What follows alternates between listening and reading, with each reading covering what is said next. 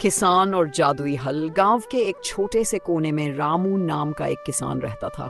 वह मेहनती था, लेकिन उसकी फसल हर साल सूख जाती थी। एक दिन जब वह उदास होकर अपने खेत में बैठा था, तो अचानक एक बूढ़ा साधु वहां आया। साधु ने रामू से पूछा, बेटा, क्यों उदास बैठे हो? रामू ने अपनी परेशानी बताई। साधु ने मुस्कुराते हुए अपनी झोली से एक छोटा सा हल निकाला और कहा, यह जादुई हल है, इसे अपने खेत में चलाओ। लेकिन एक शर्त है, हल चलाते समय तुम्हें कोई झूठ नहीं बोलना है। रामू बहुत खुश हुआ और हल लेकर खेत में हल चलाने लगा। जैसे जैसे वह हल चलाता, जमीन में से सोने के सिक्के निकलने लगे। उसकी खुशी का ठिकाना न रहा। लेकिन तभी उसकी की पत्नी खेत में आई और पूछा, रामू, तुम इतने खुश क्यों हो? रामू सोचने लगा, अगर मैंने सच बता दिया तो यह हल कहीं छिन न जाए। इसलिए उसने झूठ बोल दिया, कुछ नहीं, बस मेहनत कर रहा हूं। जैसे ही उसने झूठ बोला, जादुई हल अचानक गायब हो गया। रामू हक्का बक्का रह गया। वह दौड़कर साधु के पास गया और माफी मांगी। साधु मुस्कुराए और बोले, बेटा, यह हल तुम्हारे लिए नहीं बल्कि ईमानदार लोगों के लिए था। अब मेहनत करो और सच्चाई के रास्ते पर चलो। उस दिन से रामू ने कभी झूठ नहीं बोला और अपनी मेहनत से ही खेतों को हरा भरा बना दिया।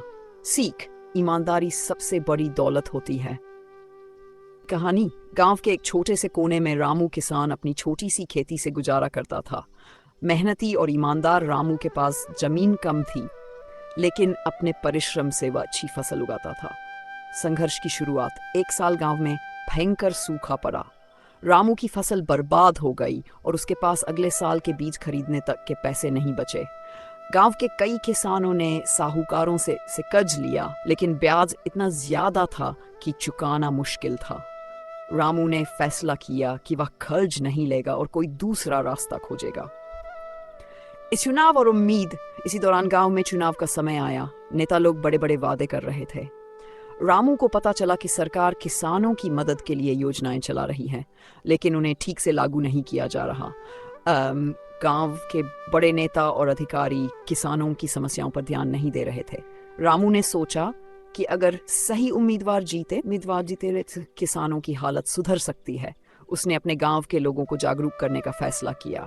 वह घर घर जाकर बताने लगा कि वोट की कीमत समझो, सही व्यक्ति को चुनो, ताकि हमारे हक की योजनाएं हम तक पहुंचे। चैन वोट का असर। रामू की मेहनत रंग लाई। चुनाव के दिन चंद किसानों ने एक ईमानदार और किसान समर्थक उम्मीदवार को वोट दिया। नतीजा आया और पहली बार गांव में कोई ऐसा नेता जीता जो सच में किसानों के हक के लिए लड़ने वाला था। चुनाव के बाद नई योजनाएं सही तरीके से लागू होने लगीं। किसानों को सस्ते बीज, खाद और पानी की सुविधा मिलने लगी। अगले ही साल रामू और गांव के दूसरे किसानों की फसल अच्छी हुई और वे फिर से आत्मनिर्भर बनने लगे।